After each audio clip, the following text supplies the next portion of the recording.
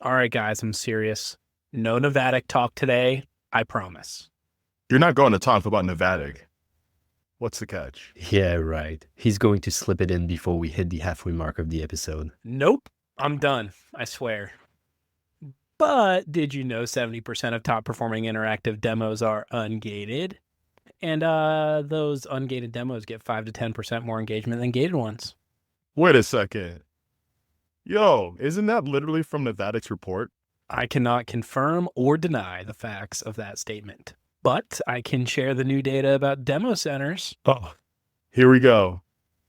Let me guess. Demo centers are 3.75x more popular now, and they're driving crazy conversions. Exactly. And if you're still gating demos, you're basically leaving money on the table. You know what? Fine. Nevadic wins this round. Where do people go to check out this new report? Oh, so glad you asked, Gab.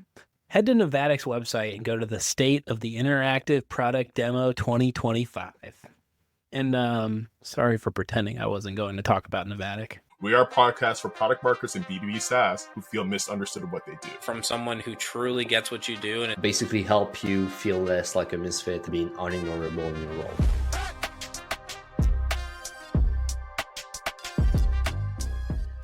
Welcome to another episode of We're Not Marketers. This is Zach, the sales waterline on the mic. Before we kick it off with our special guest star, let's pass it off to the host one time, kicking off with Eric. Yeah, what's up, Eric Holland? Haven't heard, I'm the Franken manager of the group, and we'll toss it down to the last misfit, Gab. Gab Bugeaud, sales deck associate. I'll pass it back to Zach. Shout out to Pickup Truck for securing our sponsorship, because this season we are paid. But this is not about us right now. We got to introduce you to our fire guest here. Before we even say the name, we got to say it like this. This is the B2B Neo stopping the content matrix since 2017. He's led two back-to-back billion-dollar content strategy teams at Gong and Clari. You might have heard his podcast at Read Between the Lines. You might be following his newsletter, The Reader. If you haven't, you're probably following his star employee, Shali, on LinkedIn. But either way, they are dominating from every channel, from LinkedIn, podcasts, to down to newsletters.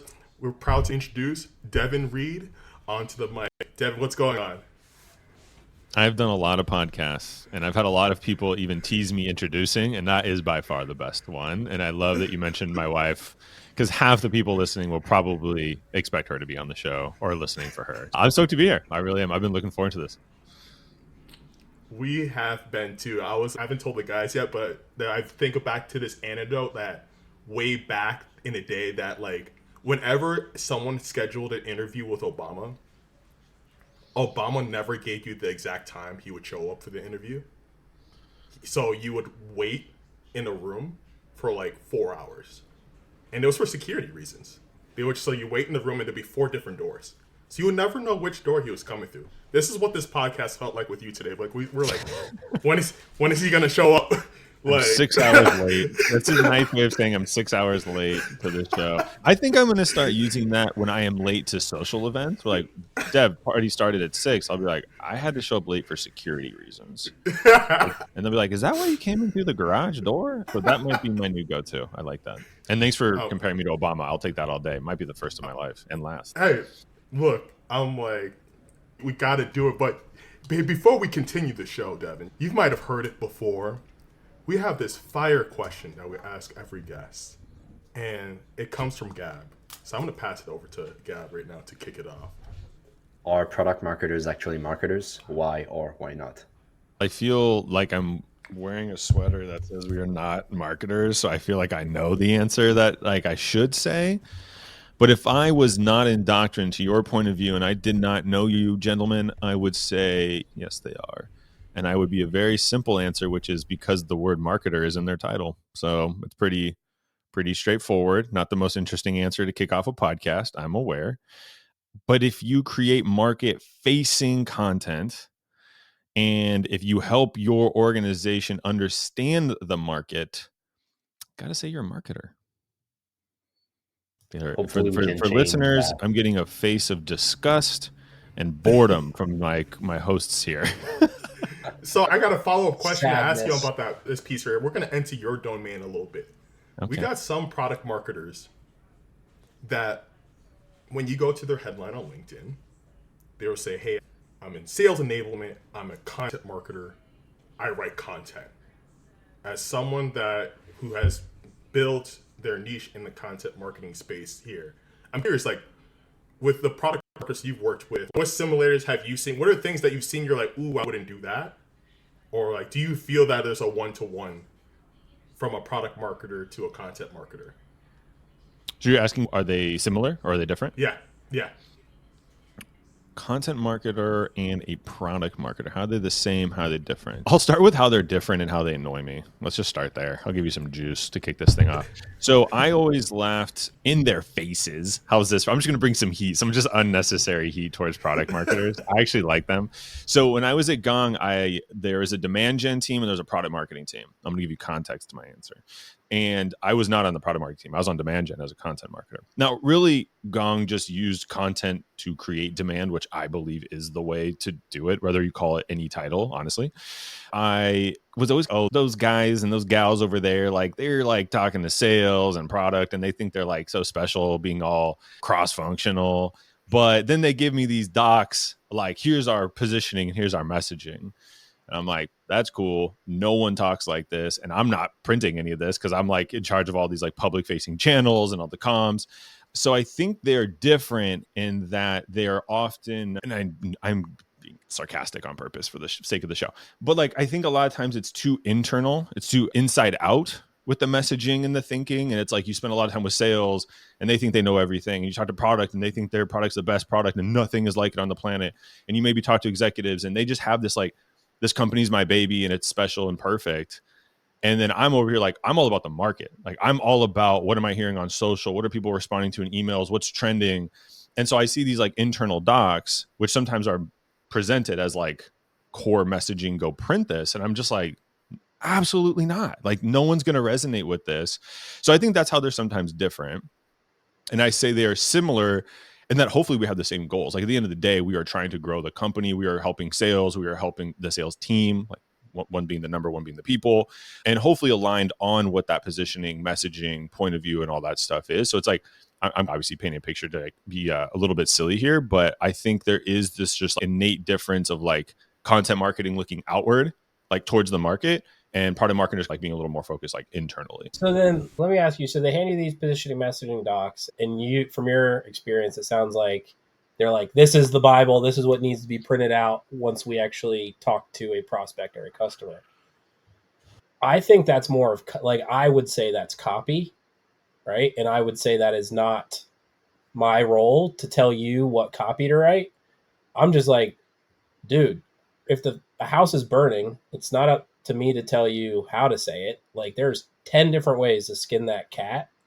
So I feel like I just want to call it sucks. That's how it was delivered to you. And it's not letting you use your creative genius. And two, I think what I'd like to call out from that is I'm not an expert of what's being said on social and like, that's why I would lean heavily on you to be like, hey, here's this thing, but I need you to make it like sing and go do your work. So have you had that experience at all? And do you also feel like that's the type of working relationship you'd like to have with a product marketer as opposed to what I just heard? Yeah, and to be clear, it wasn't forced on. It was just presented like the, you know how it is. Like you do, positioning is not easy. Coming up with messaging is not easy. Coming up with messaging that is good, that all those aforementioned groups of people that aren't in the marketing department is probably the hardest part in my experience. So I think sometimes it's just like presented, not forced, but presented as like, we figured it out. Now go say these words, but it's written in a way that wouldn't resonate, to be clear. I just thought of this triggering moment where I was in sales at Eventbrite. And I remember they had this like stadium seating internally and they were doing like a new pitch deck rollout and mind you, I'm like sales bro at this point in my life. I'm like in my 20s. I'm like all about sales and don't tell me what to do, marketing. And this like product marketer goes up on stage and he's like, here's the new deck. And he goes through, he's like, here's how you're going to pitch it. And I remember just being like, go fuck yourself. Like, you've never been in the field. Like, you don't know what it's like to hold a bag, and like the stuff you're saying, like, it's not all terrible, but like to come up and be like, here's the deck, here's how you're going to pitch it. And we've never met one-on-one, or this like the first time. I remember being like, rolled my eyes like, all right, what a joke. And not to say I didn't use the deck or versions of it or part of what he was suggesting. It was just this, like, the way it came across really rubbed me the wrong way. And so that was my first like direct contact with product marketing in my career. You can start to sense like, oh, okay, this is how it's going to be. It didn't feel collaborative. It didn't feel like, hey, we talked to sellers. Like, I didn't know. I knew all the salespeople that were hitting quota. Like, I don't remember anyone talking to product marketing, or he didn't share that kind of approach. So I remember just being like, all right, whatever. Like, this is kind of a joke. So that's probably led to my other story of like, this is law, or this is like so great and grand. You welcome tangent, so I gave you one, but I forgot your question. It was like, is that the way it should or I want it to be? Yeah, I was more curious is would you like to have more of that relationship where it's, hey man, I did the expert on the product, you go be like the channel expert or the society expert and make this stuff actually resonate. And I think, to be clear, if anyone is resonating with this at all, which sorry if you are, is like, it's like, if you have a clear understanding of what each function does, then shouldn't really be much friction, right? It's like, you know, the roles. And luckily I've built myself up and my teams in a place in my career where people literally give me messaging or anything like, we know you're going to change this and make it better, but here you go. So like, that kind of has helped. And to be clear, if that is ever presented like in a marketing to or a product marketing who aren't marketers to content marketing interaction, like, I would like alleviate that tension immediately. Like, I don't want to foster that. I'm just doing it today for entertainment. And then when I went to Clari, I was on the product marketing team. Julian Savage was head of product marketing, and I reported to him. So I had to be like, cool, I'm going to learn inside out what product marketing is really about and how this guy thinks, because he's a phenomenal, very talented marketer, very talented product marketer, has like very big reputation in the space. So it was cool to like see him, and his style is more outside in. Like, he's got that ear for like, hey executive, hey CEO, I hear you, and like, I understand where you're coming from, but like, we need to do an inverse on this, because that's you and your close group of friends, or like VCs think this way, but like our market and our buyers don't necessarily think, see, talk this way. That's been really cool. And so to your point, how would I want it to be is more like that, where there's like a culture on the marketing team of having this kind of two-way path and meeting in the middle, right? So you have this like, look, I don't want to do the internal stuff. I don't want to do the product marketer's job. I straight up don't want to do it. I don't even like writing homepage copy, like, because there's too many people involved. I got to get all this stuff involved. I don't even want to do that. Wouldn't wish that on my worst enemy.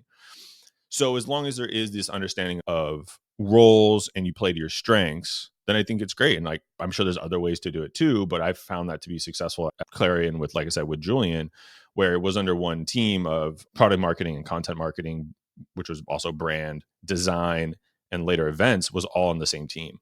So you can see how that through line would happen of like internal messaging to external messaging to content output to events and the design on the website and all that stuff. Man, I got to work with Devin sometime. So I can just give him some stuff and say, don't use any of these actual words. But that's good in context when you give internal docs and stuff. It's like, how do you want me to use this? If it comes from a VP of product marketing and you're like a content specialist, you're probably going to be like, okay, this is law. Like, this person is senior. They worked on it hard. They're giving this to me. Apparently, this is what I need to do. Awesome. I had a question here, but I saw Gab hop onto the mic. Cool, love it. Yeah, you said that your relationship with product marketing was not very collaborative at the beginning. And I think it's a big mistake, because oftentimes we have external stuff, we have internal stuff, and it's much easier to focus on the internal stuff because either external is gatekept or whatever. But when you take a look at those signals, this is when you can achieve the best potential results by touching with people that are on the field every day, salespeople, content and everything. You can create feedback loops. But I feel like the role of product marketing, some of them they almost need to become like content machine a little bit. And I'm sure some of our listeners right now are in small orgs and are trying to, create content. How would you approach content marketing as a PMM if you were in that situation, for example? So if I was a product marketer who had to make external facing content? Yeah. I've never thought of this before because I've never been one, and I'd never be one. No, never be one. I was trying to get Eric to laugh, but he didn't give a shit about my stupid joke. I'm trying not to be redundant on the answer, so I'm just trying to think of like The first way I would approach it is if you have your internal messaging, is to figure out a way that you can make small bets and test it on a smaller scale before necessarily launching a larger campaign. So that could be on your executive social channel, your corporate social channel. You can even spin up a couple ads, talk to your demand gen team. Hey, what offers do we have going out? Or maybe make a new offer for some new messaging, right? And get fast feedback on what the market wants. Like that's what I'm obsessed with, and why I love psychology and marketing, like thinking of like behavioral psychology and copywriting, because it's really all about the reader, not me. It's about the person consuming the content. And so before you make a full scale campaign or whatever it is you're working on and saying like, hey, let's take this, we got this new messaging, we think it's hot, let's go big. It's like, it's just putting it all on black. It's like, maybe we can hedge your bets a little bit and understand, how did the market react to this? And I've done this before for a client recently, and I'll share it because she's head of product marketing and they don't have anyone in content. And so I'm working with this Series A company, and they don't really have they have a point of view, but it wasn't very differentiated. And the company's called Testbox. And so their whole thing is, oh yeah, Eric knows Testbox. They're awesome. I just love that use case. So yeah, you actually put me on to them just knowing about them. So appreciate that. Oh, nice. No, great. And I was like, my whole thing when I'm working with companies, like, how are you guys actually different? Because everyone thinks their product's super different. Now, Testbox is one of the rare few that it is actually very different in the what it delivers and how it delivers it, which is basically you can do real demos with real data and real point proof of concepts with real data and real software, like much faster and much easier than any other alternative, and alternative to like product tours where you're like clicking through. So I was like, cool, but what I just said as an explanation isn't like super compelling at an emotional level, and that's okay, right? So what we came up with was like, we need to come up with a point of view that is sharp, that kind of puts a line in the sand, that's memorable. And so as I was talking to them, I was realizing like, you can make a better demo environment, or you can kill your demo environment. Now, a demo environment is like the problem where they're like, hey, you're a sales rep and you're demoing and you get a 404 error, right? That's not a great buying experience, or selling or buying experience. Or you're like, hey, Eric, just imagine this bar chart doing this, or imagine like month over month. It's like, why am I imagining? You're showing me the product, right? Like, why would I imagine? So that's like all this stuff they're running into. And I had this aha moment of, yo, we're not making demo environments better. Your demo environment is the problem. You don't need a demo environment. Kill that. You need Testbox. Testbox does all these things, right? So that's like a bold idea and a concept. Instead of changing the homepage and changing the sales decks and doing all the cascading events, I was like, let's just do a mini campaign, 30-day campaign. We're going to test the H1 on the headline. We're going to make a new offer that's gated, put that in the banner.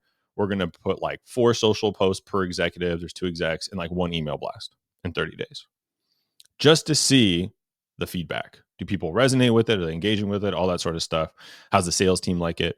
And so what it did was hedge our bets. And so after 30 days, we came back and we saw, what feedback did we get in terms of, after 30 days, the decision we wanted to make was, do we cut this entirely? Didn't work. Good. Try again next time. All good. 2, it's a home run with it, or most realistically, which is what we ended up with, is 3, which is it's good, but we got some input to refine it before we go to SKO next year and say, here's our big point of view and here's this big rollout. So I know I give like a really long example to your question, but that's how I was helping an actual product marketer think about, how do we differentiate ourselves in the market and stand out without necessarily like doing a ton of work, especially when she's a 1-woman team. I love it. Really No, love that and example. it's a good thing that you took the time to explain, because we always get into those framework and stuff. So just a real use case in that situation makes perfect sense. Test it out, make sure you push that POV, and based on the results, kill it or refine it. A clarifying question on that piece, Devin, is that putting on our product marketing hat, or it's been glued to our head for quite a minute. Product marketing hoodie. Your dad gang hat. Eric's got the dad gang hat. Is that we love, as product marketers, we love these grand campaigns. And maybe I'm speaking for the type, but I know from what we see is that, like you said, we want to make a huge splash. The example you're describing here is like, hey, like, let's test it out. Let's use social media as a channel. Let's use LinkedIn as a channel and see what's resonating. The biggest extent to how LinkedIn is used as a product launch is that product marketers like, oh, I wrote a social post, and on the day of the launch, we're going to post it out. So I'm curious, like, for a product marketer that's listening to this conversation right now, and they're like, damn, I'm not doing what Devin's describing. How can I get not only myself, but how could I get my team? How can I get leadership on board on LinkedIn to replicate that? Because I've seen that's been the biggest challenge of LinkedIn's used.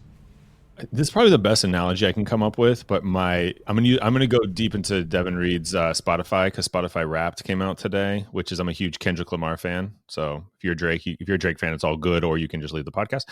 Which is, think of it like this: Kendrick Lamar just dropped a huge album called GNX. Now he's a bad example because he doesn't do a lot of promotion for his album. So just think of any major artist, right? And you're gonna launch a album on December 3rd.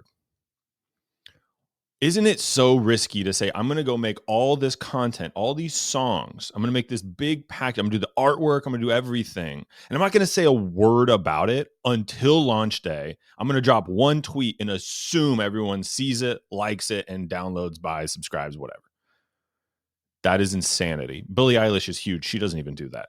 What do you do instead? You drop a single or two or three leading up to it. And that's what Kendrick Lamar or a video. Or both, right? Like, you drop a single, you see it does well. That's enough to say, great, let's go put some money behind it, make the music video. Now you're buzzing. And what are you doing? You should be looking in the comments. Because if that type of song, there's fast songs, slow songs, anthems, classic, all this type of stuff, you can start to see how is your audience resonating with that.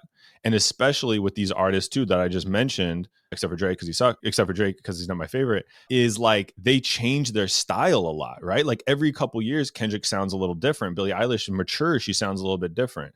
So like, if you're going to make this like change in your style, a new offer, if you will, and it's a little different than what your audience is used to, don't drop 10 songs of brand new on them. Warm them up a little bit and give them signals. Hey, this is where we're heading. Hey, this is what you can expect from me. Hey, here's a new style of video. And all the while you're building anticipation and awareness for your launch for your album. So that's how I would think about it to a product marketer / Kendrick Lamar fan. That album was pretty fire, though, I gotta say. It's really good. I listened to it like 3 times. I was like, dang. I got a follow-up question for you.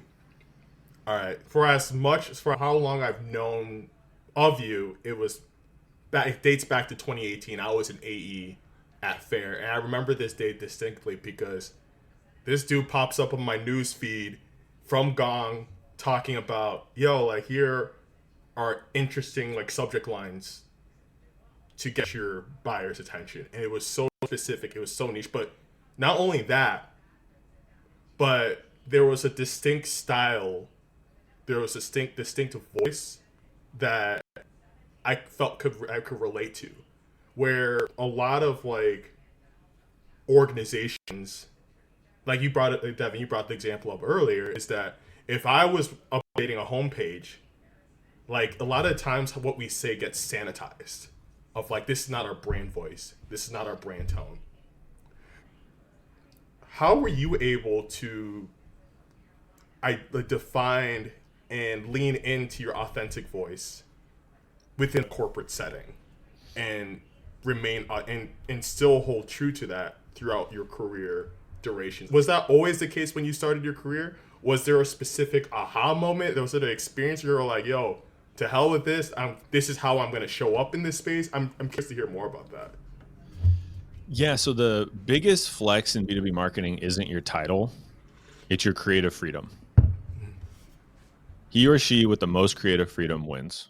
If you look at what Clue is doing right now, I absolutely love, I call him McQueen. I always say Steve McQueen, but that's not it. It's Adam McQueen, and I feel so bad that, what is it?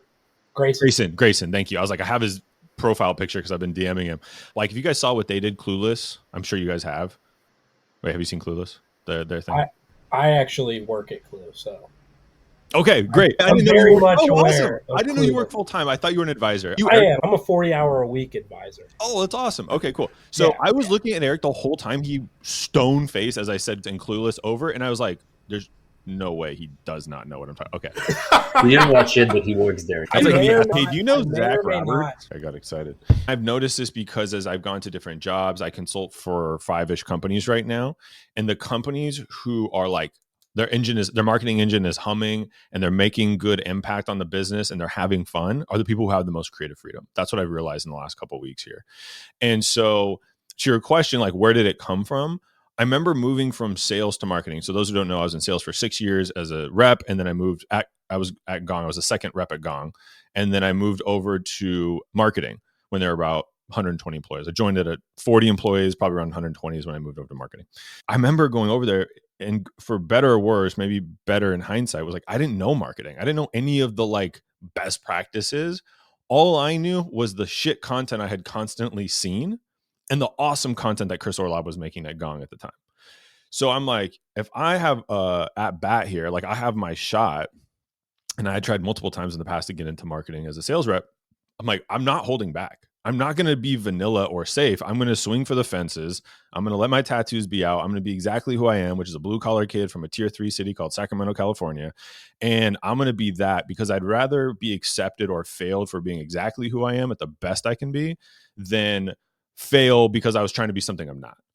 And Udi, the CMO, was like all about creative freedom. Like every turn he was like, okay, we're going to do a webinar. You know how most webinars look like this and they suck? Do anything but the normal basic stuff. So I was like, all right, here we go. And so the writing style was me writing for myself because I was a sales rep months prior. And I know that's a really dangerous thing to tell people, like, write for yourself, because usually, and I said it on this call, like write for your reader. But I knew that I was that sales rep that you were at the time, Zach, like probably under a shit ton of pressure, probably feeling under equipped, probably always feeling like I'm behind on pipeline and just like trying to figure it out. And so I wrote in that tone and in a way that was like, I'm just trying to help people and have fun doing it, because I'm not the smartest dude in the room, probably ever. Not even when I'm with my 2 toddlers. So I'm like, but I can be the most relatable and I can bring emotion to it so that people resonate and remember Gong and remember the content, so I can earn mind share. So later when sales coaching, sales analytics pops up in their boardroom or their sales leadership meeting. I remember seeing back in 2019, like LinkedIn posts from Gong and like from the company page. And I was like, holy shit. Like, I'm a marketer and this content is interesting to me because we've been trying to push sales, because we've been trying to get that intelligence, that sales intelligence data to just take the right next move. And like everything was always just so fire to me, from like not wallpapers, but there was a campaign at one time and it was to the sales rep that swear like 86 times during the call, are you okay? Up to like the Super Bowl ads. I don't know. I just felt like the content from Gong during that time was just superior to everything else in B2B. Thanks, man. It was me and the whole team. So just to be clear, it was me when I started. It was 7 when I left. So I was lucky to have quite a big content team there. But it really was leadership giving me, they're not even a long leash. Like there was no leash. Like I was just the dog at the park where they're like, does that thing have an owner? Like that thing's just doing whatever it wants. Like that was me. But also the sales team was bought into it. So they shared, and like it was cool to have, I'd come up with 2-3 ideas for Gong Labs and I'd go to Jesse Hunt, who's on the sales team, or some of the guys, Thomas on the sales team, and pitch them. And I would like limit myself to like 3 sentences. Because if they weren't like excited after 2 or 3 sentences, I knew it was a dud or it wasn't like quite right. And so it was cool to have that like thought partnership with sales, which at the time walk across the hall. And I think that was a big part of it too, was the messaging feedback in real time from our sales team for other sales teams, like made it better. Like we were really like, that's what we really were focused on, because we weren't the only people publishing sales stats. Like there were other companies doing it. I like that kind of test a little bit. Like if people are not excited after 2 sentences, drop it. It will be dull content anyway, and people won't feel emotional while trying to consume that. They call it a heat check. It's a heat check, like in basketball. It's like someone makes 2 threes, 3 threes. Steph Curry fan over here. It's like if then you shoot a 40-footer and you're like, all right, that was a heat check. Let me just see how hot I am. The idea is actually a really good takeaway. If I can't pitch it in 2 or 3 sentences, I don't understand it enough to make it concise and hit you with the punchline. And if I think I nailed it like a stand-up comedian doing a joke and no one laughs, I'm like, okay, cool. Content was completely built out, just did not land, nix it and move on. And that was something that we were really maniacal about. Like no B-level content. Come up with 10 ideas, pick the best one. For headlines, we wrote 50 headlines for every single Gong Labs article and picked the best one. Like we were just maniacal about every aspect of it has to be the best if we're going to expect people to invest their attention with us. Dude, I love that mentality. And I don't know if you got it from Albert Einstein or not, but he said, like, if you can't explain something simply, you don't understand it well enough. Mm-hmm. I firmly believe that. It's like, yeah, man, you got 15 words tops to explain to me what's going on. And if you can't, I think it's clear we got to get back to the drawing board. Yeah, 100%. Same with like point of views. And people are like, I'm like, tell me what you guys do. Or tell me how you're different. If you can't tell me in 1 or 2 sentences, don't be surprised that your marketing team can't either. I love that answer. Or I love that question where you're like, what do you do? And you know you're going to get a bunch of word vomit. And then you ask someone else and you get different word vomit. That's my favorite. There's something weird, like you ask internally at a SaaS company what they do and you get different answers, which makes sense. But then you get long-winded answers. But if you have a customer, they will tell you in a sentence. I use Calendly to book meetings and reschedule them sometimes. That could probably be the headline of the website. Like that's a Fletch PM question. Anytime I think of homepages, I'm like, I don't want to say too much. Anthony will come find me. That's how we feel too. Pieri's an Italian name. Homepage mafia. But dude, yeah, you actually know. I'm doing some messaging for Clue right now, looking to basically revamp one of their products, and I've asked that question in a survey. I'm like, if you have a new person starting, how would you explain this product to them? And it is the best question ever because it's doing most of the hard work for me, right? Like you said, this is great to go on the H1. Mm-hmm. This here, great problem statement we should put below it. Firm believer on going that route in any way you can. Is there a space where being too candid might not be okay? So I can give some more context to this. Is that I was at a previous company and the CEO at the time was like, we help CFOs lay people off. And I was like, we can't put that on the website. He's like, why? Well, that's what we do. I'm like, we are like a workplace manager. I was like, read the room. Yeah. So the reason I would go against that is I would say that is accurate. But if everyone in the market started saying that about us, the perception and our reputation would be negative because we're known for what one word or phrase are you going to pull from that sentence? Laying people off. Yeah. So you don't want to be the laying people off company. You want to be the CFO company. Yeah. So that would say fair, not the right copy. Going back to our messaging versus copy exercise, great hidden value prop in an email somewhere between investors and you, but not what we want to go to the market with. So I would like dig into that more and say like, okay, what other things do we help them do that we would be more proud to talk about? You know what I mean? Because like, and then the whole point too, and I know I got a lot of attention for the candor in those posts, and a lot of the cursing was a big one, right? Like, should you curse on the sales call? And then like talking about that, but I was mirroring my audience. I know I've been at happy hours with salespeople. I've been in the sales pit for years. Like I know how they talk and how they think.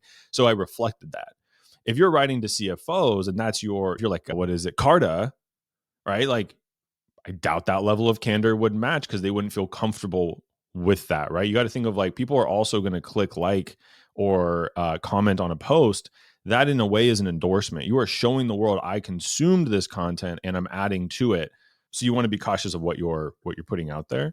So I would say, yeah, candor is great if your audience appreciates candor. Working with a couple accounting softwares, like they're really punny. They just think like those little lame puns I love puns because I'm a dad, but like what other people would cringe and joke at, like, wow, I can't believe you would say that. Like that's their language. Like they love that stuff. So it's okay to put some of that into the website, put that into the copy. I have a question for you, which might help some folks out.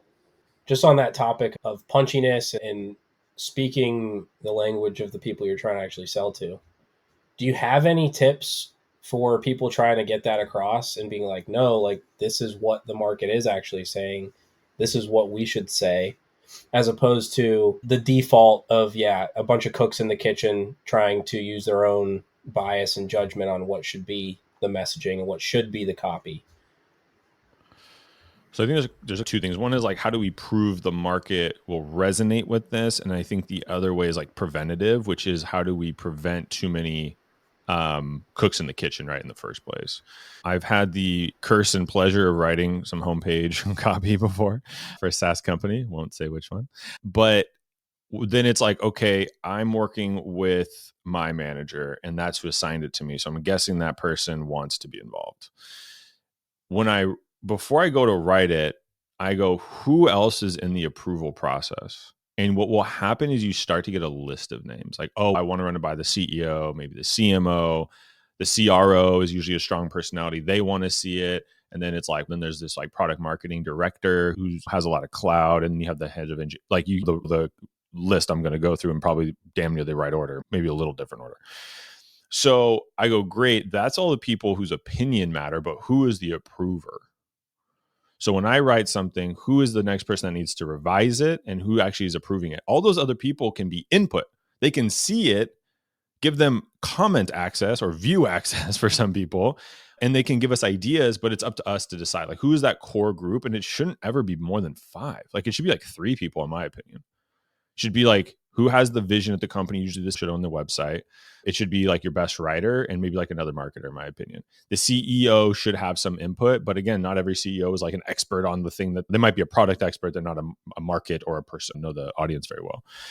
The obvious answer is like limit the group of people. The non-obvious answer is like give everyone a specific role. And you can tell them too, like, hey, Eric, you're the CRO. New website copies coming on Thursday. You're going to have 48 hours to give feedback.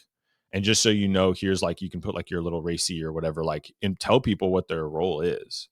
People might make us think about it. They might say they hate, love it, whatever. All good.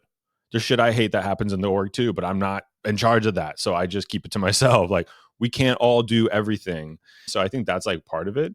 Listen to your call recordings. I know it's like obvious, but like going and listening to discovery calls, you could say, hey, if there's a phrase AI powered, prove that market wants that. Go into your sales calls and show me where a prospect or customer said AI powered. I want AI powered. Show me and I'll do it. No, because no one talks like that. No one on this call this week has been like, man, I wish this blender was AI powered. Or damn, I would have really loved Calendly if it was just a little more AI powered. Like no one talks that way. And that kind of goes back to that messaging versus copy thing. So that's one way you can do it. Sometimes you can find social posts from influencers or leaders in the space and the way that they're talking about certain things. You can see all the engagement. Like this is clearly resonating. Like snipe that stuff. That's what I like to do. I like to steal it right out of the customer's mouth. That's the easiest. Customers are the best copywriters. That's a fact. Have you ever run into an instance where you put that in front of them and they're like, yeah, we want to use this? Of course. So what do you do? That's my question. And selfishly, I have done research and I'm presenting it on Friday. And I know. Let's do a live. Let's do a real one. Give me your example. Let me pull it up. Or what do you think you might get pushback? Or maybe if you're in a revision round, what you got pushback on? Okay, so Clue currently calls themselves competitive enablement, right? Did the survey, asked a bunch of questions. The term competitive enablement has come up 3 times across 10 different questions, 170 different responders. What's the question though? The 2 questions where I pulled this data was how would you explain this to another person? Okay. And what are the 3 use cases you use it for? And only 2 times you said? 2 or 3 times? Someone said competitor. And you said only 2 or 3 times did someone say competitive enablement? Yeah, 3 times competitive enablement, but 106 times competitive intelligence surfaced. Okay. So what I'm going to show is data that says we should call it a competitive intelligence product, which contradicts the category that they've been trying to create. Okay, so there's the fast answer and the longer answer. The fast answer is you have your data right in front of you. The longer, more contextualized answer is if you are creating a new category, and let's just say competitive intelligence already exists, and you want to break out your own category, then there is a case to do the less common one, which was competitive enablement. I say this having done conversation intelligence before that was cool, then being king or queen of conversation intelligence and Gong saying, actually, let's be revenue intelligence. So I've done it twice at the same company, and then moved over to Clari, where we went from the forecasting tool to revenue platforms, and they were revenue, collaboration, and governance. So I've done 2 companies, 4 categories. So I've had this conversation multiple times. So there is a reason for both. And I think if you're listening to this, it's like the way you can be the most persuasive marketer and quote unquote get your way is to understand both arguments. Understand both. That way you can honestly be a true debater. And that's why, like, if your brain was like, no shit, you picked the one with 100 and something responses, just pause and go, okay, great. That's what I think. That's what I believe. But what would be the reason if I had to defend the other reason? What would I say? It's like, maybe there's you know what I mean? There's always a reason, even if it's a bad one. So I think that's like category is a little bit trickier. I think if it was like a sentence, like, or a descriptor under your H1, that one is a little easier, I think, because it's more of like, I'm a smart ass. I go, have you ever said that way? Ever? Have you ever heard it said that way? And I do this too. I read copy out loud. And so, like, if I find, and I'm a decent, like, I can read out loud decently. So it's like, if I get stumbled up or I read a sentence or two quickly or two and it's quick and I go, wait, hold on, what did I I don't know what that means. If I'm editing copy and I have to read the sentence twice, it is wrong. There's something broken. And a lot of times SaaS companies want to be the smartest in the room. You need to be the most relatable in the room, because when you're relatable, you're memorable. And that's what's going to help you more persuasive and have that callback effect. I like that piece around arguing both sides of the argument, especially because there's a historical context to it. Socrates, Greek philosopher back in the day, actually spoke about that. And it actually pissed a lot of people off back in the day, because he would always ask a question people ask him a question and he'd ask a question back.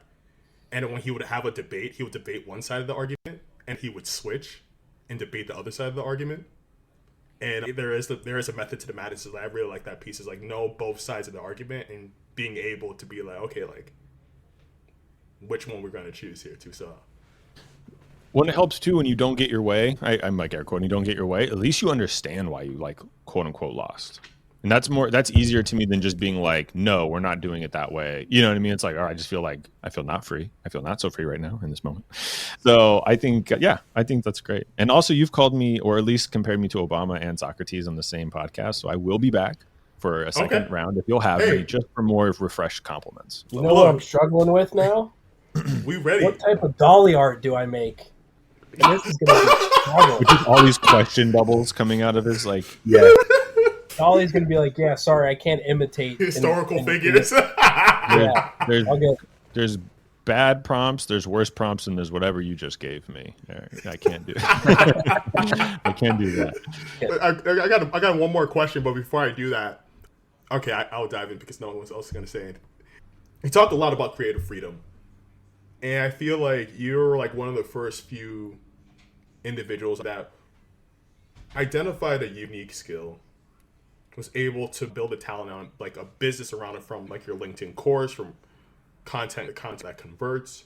And I feel like there's also a hidden reality where there's a lot of, like I said, product marketers that might have unique skills themselves, that they're like, dang, I see what Devin's doing, and I want to be able to build a side hustle or build something of my own, but I have all this knowledge. Like, how do I put it out in paper in a compelling way? How do I launch a podcast that resonates? So I'm curious, like with all this knowledge that sits here, like, how do you get it out on paper into such a compelling way? Is there like a framework, like a product marketer's favorite here? I'm curious to hear more about that. Well, there's a compliment in there, so thank you for that again. I think there's a couple things. So one is you have to get inside your audience's head. Now, most marketers, I'm very aware, we're not in sales and marketed to salespeople, or was an accountant, marketed accounts. So you have to do the harder work. There's a harder path for you, because you need to be able to read their mind and you need to be able to know the language. So again, that's listening. Go listen to finance podcasts. Go listen to the top 3 podcasts once a week. I know that's extra work. I'm not saying it's fun. Like, I'm not sugarcoating that at all, but that's what you have to do. You got to go read what they read if you want to resonate with them, right? That's just it. So you have to do that. The question was also, like, how do you do it in a compelling way? I have a set of questions, like for my newsletter, for example, like I have like 7 questions I put at the top of like my template when I'm writing, right? So it's like, what's my one big idea? What is the barrier for them to accomplish that? What example do I have? And this is really just like kind of like it's a clarity of like how to think clear, how to think clear and talk good is probably like how you could think of it. But what I do is like I have these conversations with just like this, and I'm like, oh, I forgot about that example. Oh, I forgot about that. I found the best thing to do is have that moment of inspiration, that spark of like, oh, that's right. You feel it. It's like feel thinker's high, and you're like, oh, I want to do that. I will actually just go for a walk. I go walk for like 2 or 3 miles. I just walk. And sometimes my brain does all the like, oh, wait, do I have to take Rumi to school tomorrow? Like all that stuff. Let that stuff just happen. Like let your brain ruminate, whatever. And then just like allow the thoughts to come up, and I'll type it on my phone or I'll do like voice to text. I also don't write to a persona. I write to a person. So like there's Nehal Tanani was like my one of my early hires, and like I've been like a mentor to her. I have a couple other people that I like mentor. So I think of like these people that are like a year, 2, 3 behind me in their career. I'm writing to Nehal. And I don't try to write to her. I just talk to her, talk with her. And so that's like the best hooks are just like how you would start a story with a friend. Like, Eric, you won't believe what happened to me in my executive meeting yesterday. Crazy hook, go with it. And just tell the story. And then the framework I do have too, Zach, just to give you one, is like, sometimes I apply it afterwards. Sometimes I think through the lens, but mostly apply it afterwards, is what is the aha moment? So what's something that I can teach someone, like one reframe, a new way to think, or a step-by-step process, something that's like make them go, oh, interesting. So it's insightful. I really like to focus on examples and specifics. That's why, Eric, when you're like, I got this thing, I'm like, oh, bring it up. Like the real stuff is the best. Like quote people, quote yourself, quote the voice in your head. That's a good one. I haven't said that out loud. Quote the voice in your head, because that's how we all talk. And then I try to leave it with one actionable thing. So it's like, it could be a question to ask yourself, follow this framework that I'm doing right now. And then the kind of last one is like, it sounds corny, but like, I want to inspire people. And I just mean that is like, not like I'm trying to be the motivational guy who like, I climb Mount Everest and like, here's how you can too, or you can overcome whatever. It's more just like, everyone just wants to feel more creative, or in the marketing community. Like we want to feel more creative. We want to feel like our voice matters. We want to feel like our impact is real on the business. We want, what's the word I'm looking for? We want not respect, but like when people notice you. Recognition. We want recognition. Yeah. So it's like, I just try to like wrap that into different, my sentences, different areas. Like, where can I make someone feel seen and feel like I can do this? You know what I mean? And just like remove those barriers. So that was a really long answer, but the creative process is, in my opinion, isn't clean. It's a messy process. You can have some frameworks, you can have some step-by-step, but like the blog that you were talking about, Zach, that you read the first time, like that was just like years of experience with one moment of inspiration with like 60 minutes of just hands on keyboard. Whole thing flew out, done.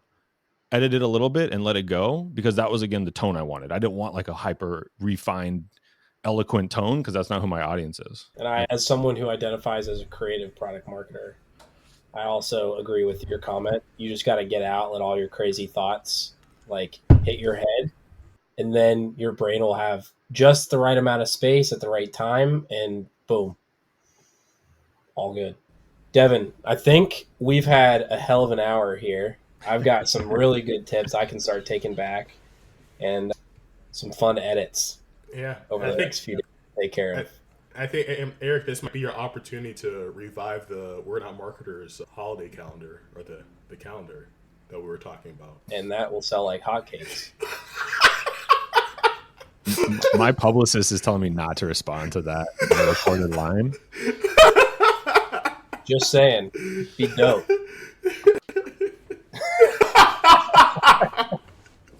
That reminds me of Mr. Wonderful on Shark Tank. Yes. They're like, there's a $2 billion market and no one's done it yet. And he's like, that's because you're the first, or it's a really bad idea.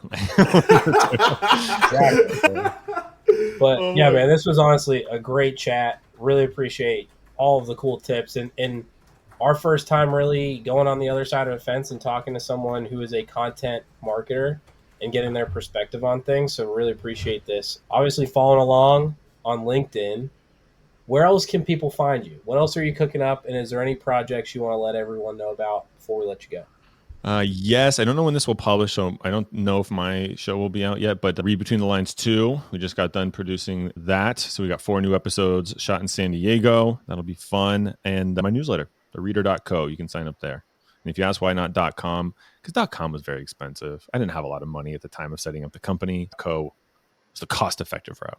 So, yeah. One less letter for everyone to type out. The difference. Think about how much time you're saving with that M.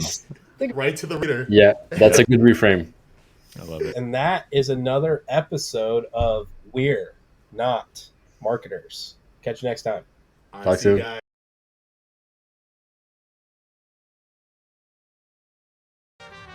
Thank you for listening to We're Not Marketers. If you liked what you heard, please subscribe, review our podcast, and share this episode with other PMMs. Thanks again, and see you soon.